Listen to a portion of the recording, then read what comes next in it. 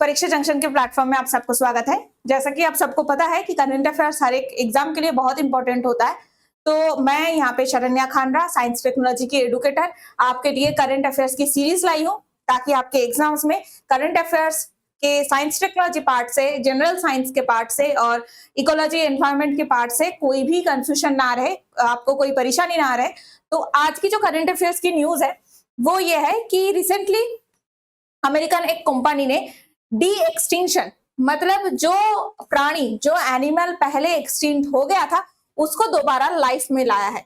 तो ये कौन से एनिमल है? डायर उल्फ नाम का एक एनिमल है जिसको डेड से वापस लाइफ में लाया गया है।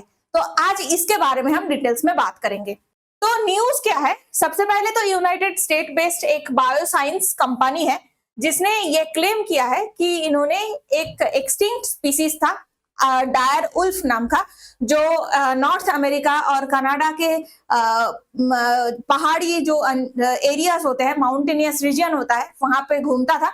इसको दोबारा लाइफ में लाया है, डी एक्सटिंक्शन किया है।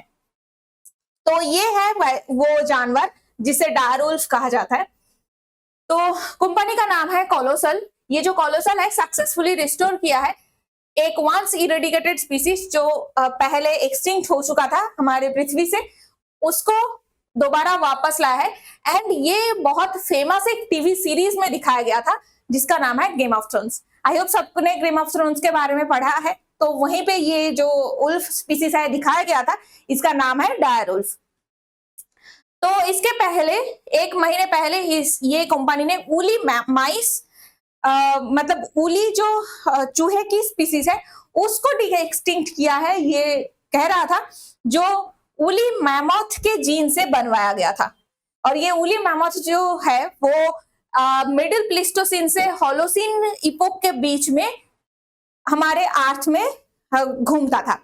तो आपको ये जानना है कि प्लियोसिन, प्लिस्टोसिन, होलोसिन ये जो होती है, ये हमारे अर्थ के इवोल्यूशन का एक समय के बारे में बताया जाता है। जैसे ट्रायसिक पीरियड है, जुरासिक पीरियड है, क्रिटेशियस पीरियड है। Jurassic period obviously Jurassic park के नाम से आप लोग बहुत ही अच्छे से जान पहचान होगा आपकी।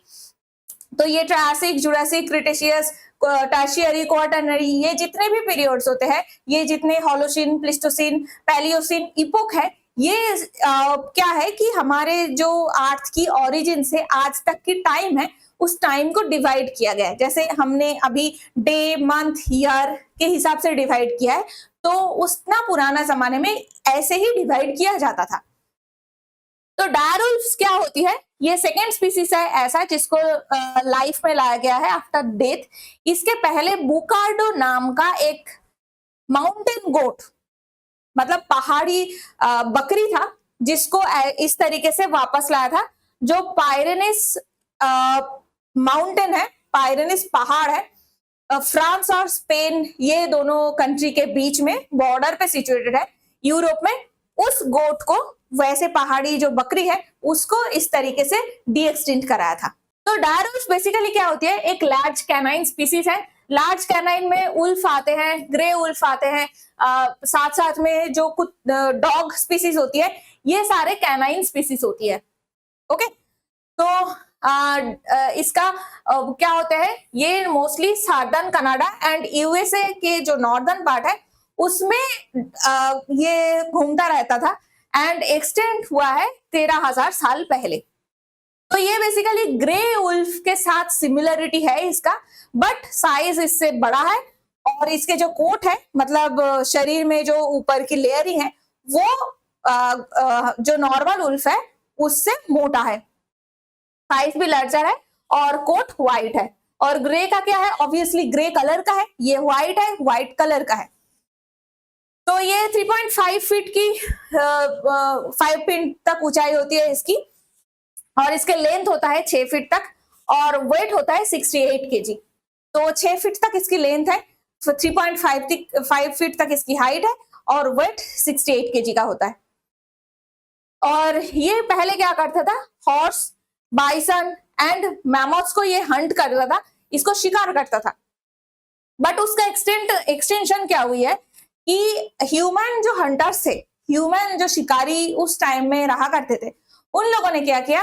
हॉर्स को डोमेस्टिकेट कर लिया, बाइसन और जो मैमथ्स होते हैं इनको शिकार करना स्टार्ट किया खाना के लिए।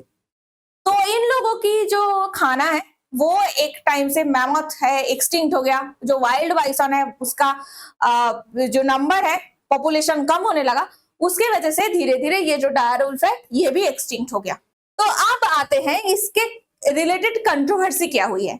तो सबसे पहले तो ये है कि डायर वुल्फ को जो बनाया गया है वो उसके पुराने फॉसिल से बनाया है, जो 13,000 साल पुराना एक दांत मिली है एंड 72,000 साल पुराना स्काल मिला है, वहां से एक्सट्रैक्ट किया गया है डीएनए को। तो ये डीएनए को एक्सट्रैक्ट करने के बाद इनके जेनेटिक मैप बनाया गया। इस जेनेटिक मैप में 95% जो सिमिलरिटी है वो उल्फ का है, तो वो डायर उल्फ का है। बाकी जितने भी गैप था 95% तो डायर उल्फ की मिल गई, जो 5% गैपिंग था ये गैपिंग इन लोगों ने क्या किया, जो हमारे अभी उल्फ मिलता है ग्रे उल्फ के जो जीनोम था वहां से लिया। तो ये जो 5% अगर आपके किसी और स्पीसीज से जेनेटिक गैप को फुलफिल कर रहे हैं, तो बेसिकली कुछ साइंटिस्ट कह रहे हैं कि ये जो उल्फ है ये डायर उल्फ एग्जैक्टली है नहीं, ये जेनेटिकली मॉडिफाइड ग्रे उल्फ है। क्योंकि कोई जेनेटिकली मॉडिफाइड ऑर्गेनिज्म भी अगर हम बनाते हैं तो उसके जो जेनेटिक गैप है उसको किसी और एनिमल से कंप्लीट करते हैं। तो डायर उल्फ भी इसी तरीके से किया गया, ग्रे उल्फ की जीनोम से इसकी गैप फुलफिल किया गया है। तो इसीलिए बेसिकली ये डायर उल्फ नहीं है, क्योंकि इसके जो फर्स्ट मेन जीनोम है उसके साथ साथ गैपिंग को कंप्लीट किया गया है। नेक्स्ट क्या है, ये जो पप्स, ये जो बच्चा है ये रिबॉर्न नहीं है, क्योंकि इसके जो सरोगेट मदर है इसको ऑब्वियसली जो इसके पेरेंट्स तो नहीं होंगे, मेल फीमेल कोई और डायर उल्फ तो है नहीं, तो इसको जो बनाया गया है इसका सरोगेट मदर एक डॉग है। तो अगर किसी कुत्ते से ये जन्म लिया है तो रिबॉर्न तो नहीं हुई है। अगर इस उल्फ से कोई और उल्फ का जन्म होता है, कोई और डायर उल्फ आता है, तब हम रिबॉर्न कह सकते हैं। अभी तक ये रिबॉर्न नहीं है। नेक्स्ट क्या है, रोमुलस रेमस, और ये दोनों है, ये मेल पप्स है दोनों, और ये फीमेल पप है। तो फीमेल बच्ची है और ये दोनों बच्चा है। तो इसके कोई पेरेंट नहीं है, इसके कोई उल्फ पेरेंट तो है नहीं, तो ये रिबॉर्न नहीं हो सकता। नेक्स्ट क्या है, डायर उल्फ की जो बिहेवियर होता है, जो सोशल बिहेवियर, वो एक दूसरे के साथ कैसे इंटरेक्ट करते हैं, वो दूसरे एनिमल के साथ कैसे इंटरेक्ट करते हैं, वो कुत्ते के साथ या फिर उसके जो close relative wolf grey wolf है उसके साथ कैसे बिहेव करते हैं, ये हमें फॉसिल से तो पता नहीं चलता। तो ये जो उल्फ अभी बनाया गया है इसका भी बिहेवियर हमें नहीं पता, ये बाकी उल्फ के तरह ही बिहेव करेगा या फिर उसके सरोगेट मदर डॉग की तरह बिहेव करेगा या फिर ये किसी और चीज की तरह बिहेव करेगा, ये हमें अभी तक नहीं पता। ओके, तो सोशल बिहेवियर हमें नहीं पता है, उसके फिजियोलॉजी हमें नहीं पता है, वो काम किस तरीके से करेगा आगे जाके ये हमें नहीं पता है। कौन कौन से इसके कैरेक्टर फ्लरिश होगा, वो उल्फ के साथ मैच करेगा कि डायर उल्फ के साथ मैच करेगा, जो ओरिजिनल डायर उल्फ था क्या उसमें वैसे ही कैरेक्टर आ रहा था कि नहीं, ये सब कुछ हमें अभी तक नहीं पता। तो इसीलिए साइंटिस्ट का कहना है कि ये जो डी एक्सटिंक्शन हम कह रहे हैं या फिर रिबॉर्न हम कह रहे हैं, तो ये एक्चुअली रिबॉर्न नहीं है।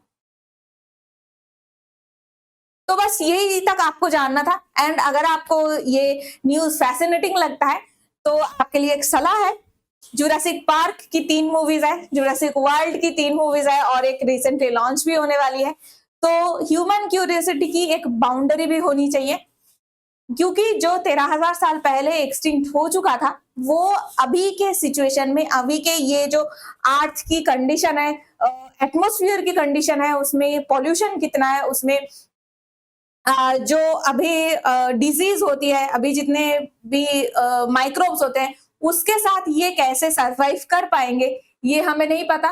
एंड ये स्पीसीज का इफेक्ट हमारे सिविलाइजेशन पे और बाकी एनिमल्स में क्या इफेक्ट करेगा ये भी हमें नहीं पता। तो इसीलिए इस तरह के कोई भी रिसर्च होता है तो इसको थोड़ा ध्यान से करना चाहिए, ताकि जो अभी बचे हुए एटलीस्ट प्लांट्स है, एनिमल्स है, वो ठीक से संभाल पाए अर्थ। क्योंकि रिसेंटली IUCN की भी लास्ट रिपोर्ट आई है जिसमें 47,000 के ऊपर ऐसा स्पीसीज है जो एक्सटिंक्शन की थ्रेट है। अगर इसको ही हम ठीक से कंजर्व करने की कोशिश करें तो बेटर है।